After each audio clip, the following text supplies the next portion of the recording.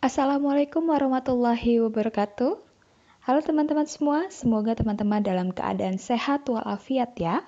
Kali ini kita masuk ke seri hukum lingkungan. Pada video ini adalah pengantar untuk kita dapat memahami begitu pentingnya untuk memahami hukum lingkungan. Baik bagi teman-teman calon sarjana hukum maupun pada sarjana hukum ataupun pengamat hukum dan juga pada masyarakat pada umumnya. Nah, pada video kali ini mungkin saya tidak akan terlalu detail. Yang penting semoga video kali ini dapat bermanfaat dan memudahkan teman-teman untuk memahami kedudukan hukum lingkungan di dalam sistem hukum di Indonesia dan juga begitu pentingnya hukum lingkungan itu sendiri. Oke. Nah, pada video kali ini kita akan membahas mengenai aspek hukum dari masalah sumber daya alam dan lingkungan hidup secara umum, kemudian pengertian hukum lingkungan, kemudian pembidangan hukum lingkungan, dan juga kedudukan hukum lingkungan dalam sistem hukum Indonesia. Pertama-tama, perlu kita pahami, perlu kita ingat-ingat untuk mengantarkan materi ini adalah yang pertama kita harus sadari. Apa sih masalah lingkungan yang terdapat di sekitar Anda atau di sekitar kita? Tentu begitu banyak, ya, dan sangat dekat dan sangat erat pada kehidupan kita sehari-hari. Contohnya misalnya tentang pengolahan sampah, tentang polusi udara yang diakibatkan oleh kendaraan bermotor, oleh kegiatan pabrik, ya, dan begitu banyak lainnya. Kemudian pertanyaan yang kedua, kira-kira menurut Anda mengapa sih masalah itu muncul? Nah, kalau bisa dikaitkan dengan sampah, kira-kira apa sih yang mengakibatkan terjadinya masalah lingkungan, yaitu terkait dengan sampah, penimbunan sampah. Atau apa sih penyebabnya, ya mengapa masalah tentang polusi udara itu hadir? Kalau kita tarik ke belakang ya atau mencari penyebabnya, pada dasarnya adalah adanya kegiatan. Ya, ada kegiatan manusia. Kegiatan manusia yang membutuhkan misalnya suatu teknologi, bisa pabrik kan? Nah, kebutuhan manusia, kemudian melalui kegiatan atau produksi melalui mesin-mesin yang menghasilkan limbah emisi. Nah, jadi kita bisa tarik kenapa faktor-faktor apa yang menyebabkan masalah lingkungan itu. Pertanyaan yang ketiga adalah apa yang Anda ketahui tentang sumber daya alam? Nah, lalu apa kaitannya dengan lingkungan? Sumber daya alam itu apa ya? Kira-kira apa ya? Kalau sumber daya alam itu sendiri adalah segala hal yang dapat menjadi dasar atau bahan ya yang berada di alam. Ya, sumber daya alam yang berada di alam yang memang sudah disediakan oleh alam. Nah, kalau misalnya kita lihat beberapa elemen dari sumber daya alam itu, sumber daya alam itu bisa berkembang, bisa ada ya ketika keberadaan 4 elemen ini, yaitu air, tanah, udara, dan juga panas. Ya. Nah, lalu apa kaitan dengan lingkungan kira-kira? Nah, sumber daya alam itu adalah bagian dari lingkungan. Kemudian pertanyaan yang keempat adalah apakah lingkungan hanya terdiri dari sumber daya alam saja? Apakah lingkungan hanya terdiri dari sumber daya alam saja? Lalu di mana posisi manusia dalam lingkungan? Nah, di sini manusia sebagai makhluk yang memiliki akal, budi, kemudian cara berpikir, ya, dia punya kedudukan bukan hanya sebagai pemanfaat, tetapi juga pengelola. Ya. Kemudian pertanyaan selanjutnya, apa sih pentingnya hukum lingkungan? Apakah hanya penting oleh sarjana hukum? Coba jawab. Ya, teman-teman. Kemudian yang terakhir pertanyaan yang selanjutnya adalah untuk kepentingan siapa sih hukum lingkungan itu? Apakah hanya untuk kepentingan manusia? Padahal di dalam pengaturan atau di dalam suatu aturan ya, khususnya terkait lingkungan, di sana ada timbul hak dan kewajiban atau peran. Bukan hanya manusia, tetapi juga lingkungan itu sendiri, termasuk sumber daya alam. Nah, ini dia unsur-unsur lingkungan hidup. Ada unsur manusia yang berperan sebagai pemanfaat, ya, atau yang memanfaatkan, kemudian pengelola, pemelihara, dan juga pelestari. Ya, pengelola melalui mengeluarkan suatu aturan, kebijakan, dan sebagainya. Kemudian ada unsur buatan. Ya, unsur buatan. Nah, unsur buatan ini apa? Dibuat oleh manusia. Ya, unsur-unsur atau benda ya yang dibuat oleh manusia yang sebagai pendukung ya, pendukung kehidupan manusia dan makhluk hidup. Nah, kemudian ada unsur alam. Nah, inilah ketiga unsur dalam lingkungan hidup. Kalau secara ekosistem ya atau pengelompokan suatu keterkaitan antar ketiga unsur ini kita bisa bedakan menjadi dua hal, yaitu ekosistem alami, yaitu yang keterkaitan atau hubungan antar ketiga unsur itu yang memang secara alami terwujud, atau juga ekosistem buatan atau artificial ecosystem, yaitu ekosistem atau keterkaitan antar ketiga unsur ini yang dibuat, yang sengaja dibuat. Ya. Nah, bagaimana relasi antara sumber daya alam dan lingkungan hidup? Sumber daya alam adalah segala sumber daya baik berbentuk materi atau energi yang tersedia di alam, di dalam maupun di permukaan bumi yang berada dalam satu kesatuan ekosistem. Nah, sedangkan lingkungan hidup itu sendiri didefinisikan sebagai ruang atau wadah di mana manusia melangsungkan hidupnya dan sumber daya alam berasal. Artinya di dalam lingkungan hidup itu di sana mencakup manusia, mencakup sumber daya alamnya, ya, mencakup sumber daya alam di sana. Jadi kalau kita bayangkan lingkungan hidup itu bisa sebagai ruangan, ya, atau sebagai tempat di mana di dalamnya terdiri dari berbagai macam unsur.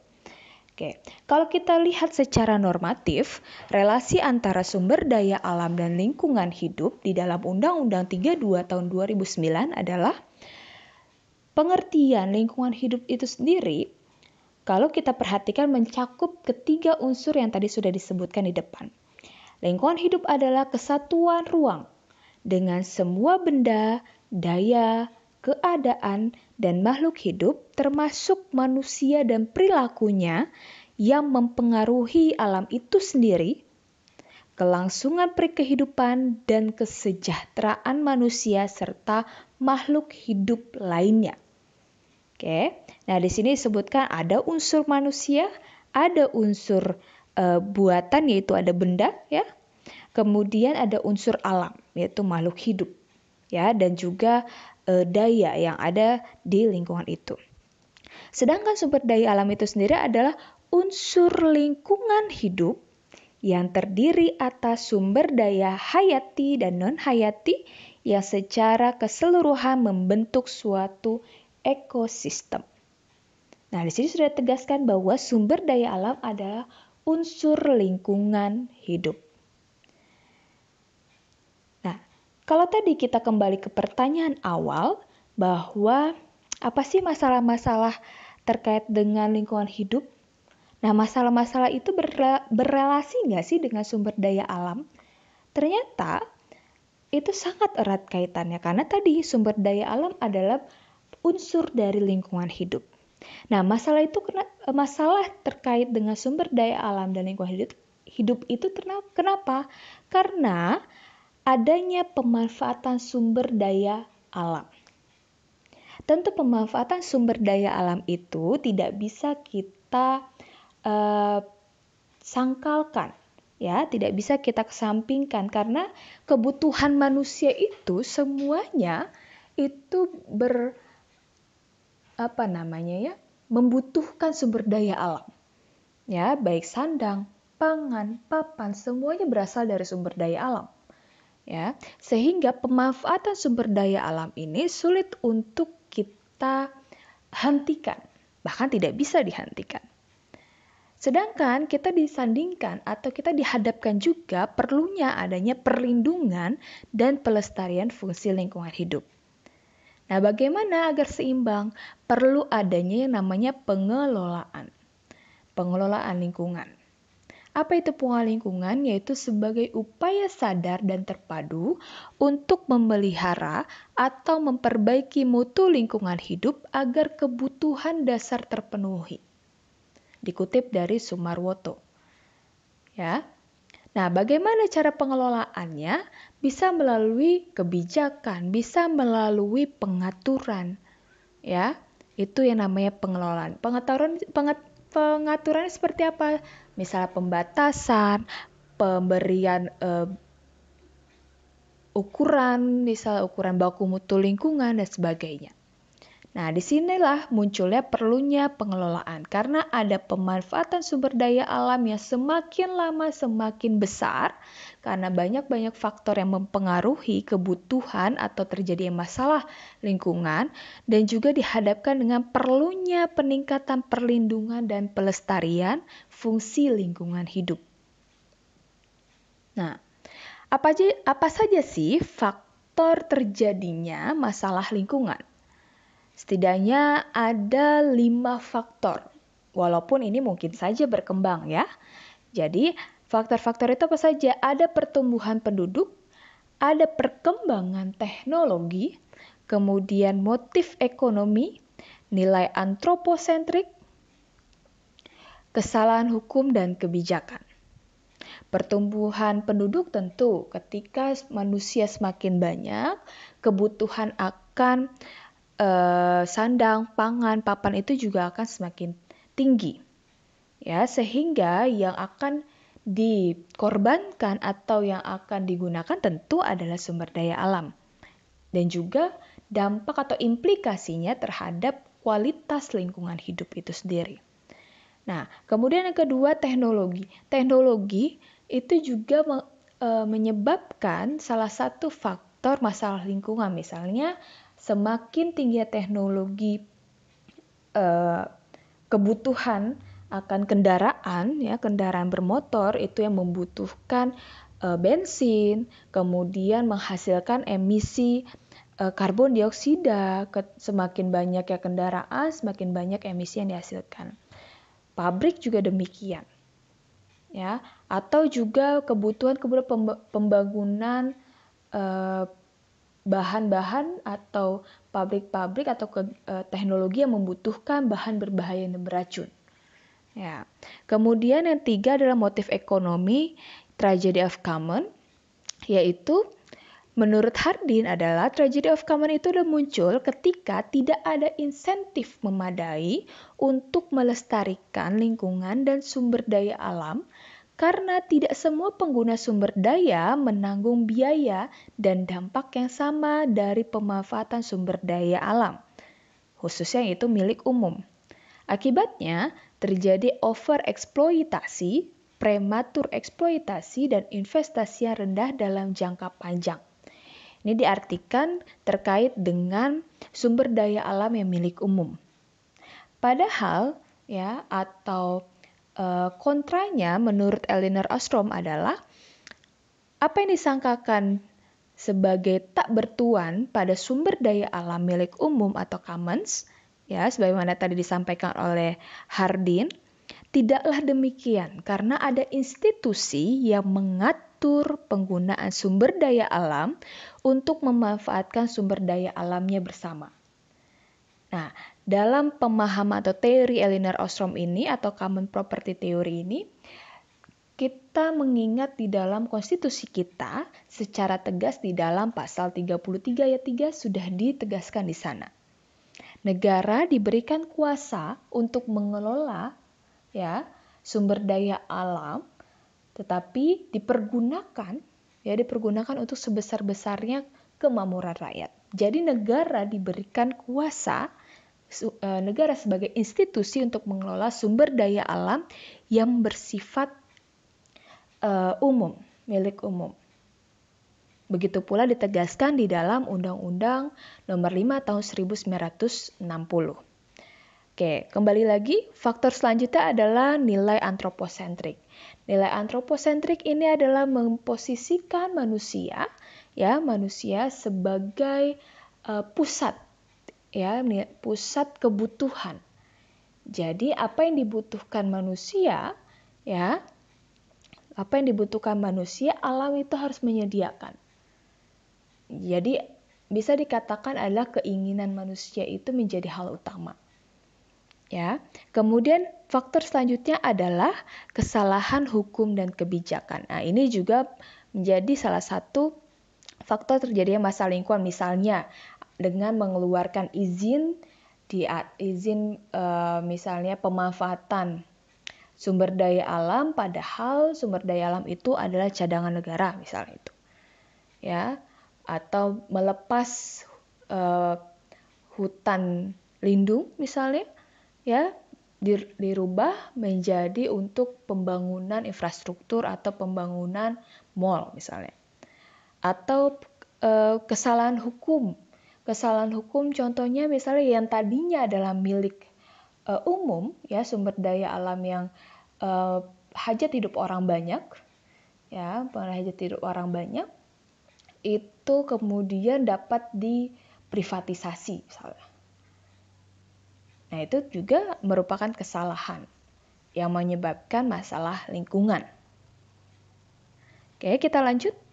Nah, ini beberapa karakteristik masalah sumber daya alam dan lingkungan hidup menurut Michel, yaitu karakteristiknya adalah terjadinya perubahan, baik perubahan lingkungan secara langsung atau ikutannya, atau perubahan ikutannya, misal sosial, ekonomi, politik. Nah, kemudian kompleksitas, pertemalian faktor-faktor lingkungan yang menghasilkan relasi kompleks antara unsur-unsur lingkungan, ketidakpastian atau keterbatasan informasi, ilmu pengetahuan, dan teknologi. Nah, itu juga menjadi masalah terjadinya masalah lingkungan dan sumber daya alam. Kemudian terjadinya konflik, adanya perbedaan kepentingan, kemudian timbulnya akan kompetisi terkait dengan pemanfaatan sumber daya alam. Kemudian juga masalah terkait dengan adanya kelangkaan. Sumber daya alam menipis, sumber daya alam melimpah tetapi tidak dapat digunakan. Nah, ini bisa jadi saling berkaitan, karakteristik ini. Oke. Nah, ini secara sederhana, Hamer-Dickson dalam Michel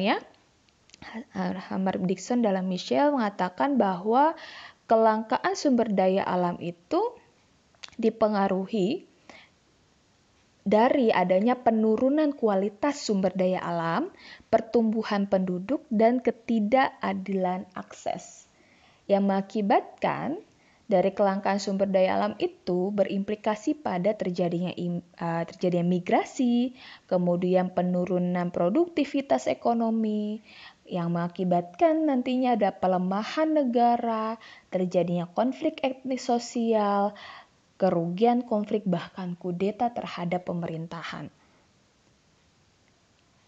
Nah, kalau kita kaitkan dengan masalah hukum, tentu permasalahan lingkungan dan sumber daya alam itu sangat erat, apalagi dalam konteksnya Indonesia sebagai negara hukum. Fakta atau masalah-masalah yang terjadi misalnya kelangkaan air, polusi udara, pencemaran air, degradasi lahan, lingkungan tidak sehat, perubahan iklim, berkurangnya keanekaragaman hayati, dan lain sebagainya, itu sangat erat kaitannya dengan permasalahan hukum seperti adanya tumpang tindih hukum, pengaturan, konflik peraturan, kemudian terjadinya korupsi, munculnya atau adanya tata kelola yang lemah, dan juga konflik kepentingan antar instansi pembentuk kebijakan. Ya, itu tidak bisa kita hindari juga, ya, hal tersebut sangat berpengaruh pada masalah-masalah sumber daya alam dan lingkungan hidup. Selanjutnya, apakah yang dimaksud dengan hukum lingkungan? Secara sederhana, hukum lingkungan itu adalah segala sesuatu atau pengaturan yang berkaitan atau yang mengatur mengenai pengelolaan, pemeliharaan, pemanfaatan lingkungan hidup. Oke, atau berkaitan juga pembentukan kebijakan-kebijakan dalam hal pengelolaan, pemanfaatan, dan perlindungan lingkungan hidup. Menurut Takdir Rahmadi, salah satu hukum lingkungan itu adalah salah satu cabang disiplin ilmu hukum yang berkaitan dengan pengaturan terhadap perilaku atau kegiatan subjek hukum dalam pemanfaatan, perlindungan, dan pelestarian sumber daya alam dan lingkungan hidup serta perlindungan manusia dan alam dari dampak negatif akibat pemanfaatan sumber daya alam. Di sini tekankan adalah hukum lingkungan sebagai salah satu cabang disiplin ilmu hukum yang berkaitan dengan pengaturan terhadap perilaku atau kegiatan subjek hukum. Ya. Jadi pengaturan terhadap perilaku atau kegiatan subjek hukum. Nah, itu adalah pengertian hukum lingkungan menurut Takdir Rahmadi. Sedangkan bagaimana pembidangan hukum lingkungan? Ya, pembidangan hukum lingkungan ini saya kutip ada 4 pendapat. Ya, bisa teman-teman perhatikan di sini berbagai macam pembidangan terkait dengan hukum lingkungan. Ya, ini yang pembidangan ini kalau kita perhatikan adalah sektor-sektor yang berkaitan dengan pengelolaan lingkungan hidup. Silakan teman-teman bisa cari, bisa pelajari lebih mendalam masing-masing pembidangan hukum lingkungan hidup ini pada masing-masing buku yang penulis masing-masing pendapat masing-masing, ya. Kemudian kerangka hukum lingkungan. Kerangka hukum lingkungan kita bisa bedakan atau kita bisa klasifikasikan menjadi 3 yang saling berkaitan. Hukum lingkungan itu pertama ialah kita lihat dari sisi internasionalnya. Di dalam hukum atau di dalam lingkup global, hukum lingkungan itu sangat erat kaitannya dengan negara-negara di dunia. Ya, sehingga kita tidak bisa menyampingkan pengaruh terhadap hukum lingkungan di tingkat global. Di mana kalau di tingkat internasional atau tingkat global itu adalah kerangka hukum umum. Ya, yang memberikan batasan-batasan umum, memberikan pengaturan-pengaturan umum yang dapat digunakan, dapat dipilih oleh negara, ya, oleh nasional, ya, pada tingkatan nasional sesuai dengan kondisi negara itu. Nah, kemudian di klasifikasi kedua adalah tingkatan nasional, ada kerangka hukum umum, ada kerangka hukum sektoral. Kerangka hukum umum ialah yang mengatur secara global atau secara umum, ya, secara general mengenai lingkungan hidup. Kalau di Indonesia saat ini yang berlaku adalah Undang-Undang 32 tahun 2009 tentang perlindungan dan pengelolaan lingkungan hidup. Pada kerangka hukum sektoral mengatur atau kerangka hukum sektoral ini mengatur sektor-sektor yang berkaitan atau yang terdapat di dalam lingkungan hidup. Contohnya apa? Misalnya ada undang-undang tentang kelautan, ada undang-undang tentang sampah, ada undang-undang tentang minyak dan gas bumi misalnya. Ya. Kemudian ada undang-undang tentang kehutanan. Nah, itu adalah kerangka hukum sektoral. Nah, pada tingkatan selanjutnya, ya, tingkatan di bawah adalah daerah. Nah, ini mengingat Indonesia merupakan negara kesatuan yang terdiri dari daerah-daerah otonom yang memiliki kewenangan untuk dapat membentuk suatu hukum. Ya, di tingkatan daerah juga ada kerangka hukum umum, ada kerangka hukum sektoral. Kerangka hukum umum masing-masing daerah juga membentuk yang namanya peraturan daerah tentang perlindungan dan pengelolaan lingkungan hidup misalnya. Nah, nanti kita akan lihat contoh-contohnya. Kemudian kerangka hukum sektoral di daerah otonom juga membentuk peraturan daerah atau peraturan-peraturan yang mengatur sektor-sektor dalam lingkungan hidup. Nanti saya akan berikan contohnya pada slide selanjutnya. Oke. Nah, dalam kaitan hukum lingkungan dalam peta ilmu hukum, ya, hukum lingkungan itu beririsan atau di dalamnya terdapat kaitannya dengan hukum administrasi, ya, ada hukum pidana dan juga hukum perdata. Untuk memahami pada slide ini, teman-teman bisa lihat, ya, bisa lihat video yang sudah ada, video saya tentang penegakan hukum lingkungan, ya, pada channel ini. Oke, saya tidak akan membahas lebih mendalam. Kita lanjut. Nah, dalam landasan konstitusi, ya, di dalam Undang-Undang Dasar Negara Republik Indonesia tahun 1945, di sini mengenai pengaturan tentang lingkungan hidup, ya, setidaknya berkaitan dengan pasal 28H ayat 1, yaitu dikatakan bahwa setiap orang berhak hidup sejahtera lahir dan batin, bertempat tinggal dan mendapatkan lingkungan hidup yang baik dan sehat, serta berhak memperoleh pelayanan kesehatan. Nah, di sini menekankan berkaitan dengan hak setiap orang untuk mendapatkan lingkungan hidup yang baik dan sehat. Pada pasal 28I ayat 5, di sini saya cantumkan mengapa? Karena untuk mengingat dan mempertegas bahwa terkait dengan pengaturan lebih lanjut mengenai penjaminan hak-hak asasi manusia, ya, itu dijamin, diatur dan dituangkan dalam peraturan perundang-undangan. Nah, sehingga setiap peraturan perundang-undangan, ya, khususnya misalnya terkait dengan lingkungan hidup, harus memberikan jaminan atas lingkungan hidup yang baik dan sehat ini. Kemudian, pasal 33 ayat 3 yaitu bumi dan air dan kekayaan alam yang terkandung di dalamnya dikuasai oleh negara dan dipergunakan untuk sebesar-besarnya kemakmuran rakyat. Nah, ini tadi sudah saya kutip juga di slide sebelumnya untuk menegaskan bahwa adanya institusi yang punya kewenangan, yang diberikan kewenangan oleh konstitusi untuk menguasai, tapi bukan berarti memiliki, ya, dan sumber daya alam itu dipergunakan untuk sebesar-besarnya kemakmuran rakyat. Saya kembali cantumkan di pasal 33 ayat 5 bahwa terkait dengan pengaturan ini diatur lebih lanjut dalam undang-undang. Ya, salah satunya adalah tentang Undang-Undang 32 tahun 2009 tentang PPLH.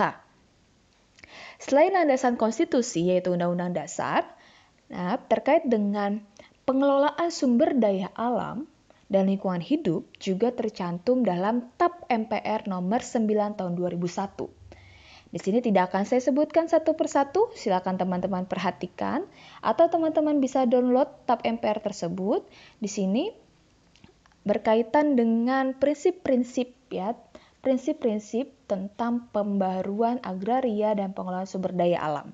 TAP MPR ini tidak dicabut atau dengan kata lain masih berlaku karena tidak dicabut dalam TAP MPR nomor 1 tahun 2003. Kita lanjut. Kalau berkaitan dengan hukum lingkungan dalam sistem hukum Indonesia, ya, adalah sistem hukum Indonesia. Di sini ada 3 undang-undang yang sangat penting teman-teman ketahui, ini adalah kerangka hukum umum yang berkaitan dengan pengelolaan lingkungan hidup. Ya, pengelolaan dan perlindungan lingkungan hidup. Ada Undang-Undang Nomor 5 Tahun 1950 tentang prinsip umum atau tentang peraturan dasar tentang pokok-pokok agraria, di mana berisi tentang prinsip umum penguasaan tanah dan sumber daya alam. Kemudian dari kita ketahui, kita pahami prinsip-prinsip umum tersebut, bagaimana cara atau bagaimana hal-hal yang dapat kita lakukan untuk memanfaatkan sumber daya alam itu, kita bisa ketahui di dalam Undang-Undang Nomor 23 Tahun 2009 tentang perlindungan dan pengelolaan lingkungan hidup. Di sana membahas atau mengatur mengenai bagaimana lingkungan dan sumber daya alam itu dilindungi dan dikelola. Nah, yang ketiga adalah adanya Undang-Undang 26 Tahun 2007 tentang penataan ruang. Di sana diatur mengenai alokasi dan penetapan fungsi ruang. Artinya, mengenai di mana kita dapat memanfaatkan, di mana lokasi yang memang untuk dilindungi. Ya, artinya tempatnya. Ya, di dalam undang-undang dibahas di dalam Undang-Undang 26 2007. Nah, dalam slide ini teman-teman perhatikan ya, 3 undang-undang tersebut dikelilingi berbagai macam undang-undang. Nah, di sini adalah undang-undang sektoralnya. Ya, undang-undang sektoralnya ini. Nah, tetapi ada 2 undang-undang yang di sini dicantumkan. Yang pertama adalah Undang-Undang 23 Tahun 2014 tentang pemerintahan daerah. Kenapa? Karena undang-undang ini perlu juga kita pahami berkaitan dengan perlindungan dan pengelolaan lingkungan hidup itu merupakan salah satu urusan pemerintahan yang dapat diserahkan kepada daerah untuk diselenggarakan berdasarkan asas otonomi. Tetapi tidak semua hal yang berkaitan dengan lingkungan hidup itu diserahkan. Nah, di dalam undang-undang inilah teman-teman bisa menemukan apa saja yang dapat atau yang menjadi kewenangan pemerintahan daerah untuk menyelenggarakan perlindungan dan pengelolaan lingkungan hidup.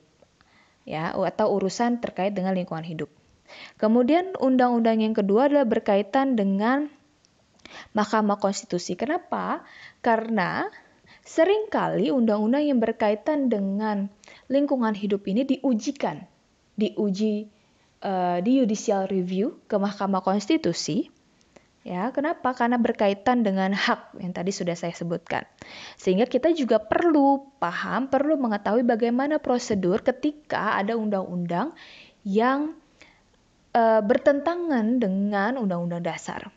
Khususnya misalnya terkait dengan undang-undang lingkungan hidup ini. Ya. Kemudian ini adalah kerangka atau hukum lingkungan dalam sistem hukum Indonesia secara nasional. Bagaimana dengan di daerah? Di daerah ini saya kutip beberapa peraturan daerah yang berkaitan dengan hukum lingkungan. Contohnya misalnya kita bisa identifikasi tadi kalau teman-teman masih ingat, ada kerangka hukum umum, ada kerangka hukum sektoral. Nah, peraturan daerah tentang pengelolaan sampah yang nomor 1 ya, tentang yang dikeluarkan oleh Provinsi DKI Jakarta, ini adalah peraturan daerah yang merupakan kerangka hukum sektoral karena dia khusus terkait dengan pengelolaan sampah. Yang kedua, peraturan daerah yang dikeluarkan oleh Kota Bandung. Di sini dikatakan atau judul peraturan daerah ada pengelolaan dan pengendalian limbah, bahan berbahaya dan beracun. Ini adalah kerangka hukum sektoral. Nah, nomor 3, nomor 4, dan nomor 5, ya. Di sini kalau teman-teman perhatikan judul peraturan daerahnya, dia berjudul penyelenggaraan perlindungan dan pengelolaan lingkungan hidup. Kemudian perlindungan dan pengelolaan lingkungan hidup. Yang Kabupaten Semarang juga perlindungan dan pengelolaan lingkungan hidup. Nah, ketiga ini adalah kerangka hukum umum yang ada di daerah. Nah, Oke, sekian video kali ini. Semoga bermanfaat, semoga mudah dipahami. Salah satunya ada berkaitan dengan kedekatan masalah lingkungan dengan kita sendiri ya, dengan masyarakat, dan juga kedudukan hukum lingkungan di dalam kerangka hukum nasional. Semoga bermanfaat. Wassalamualaikum warahmatullahi wabarakatuh.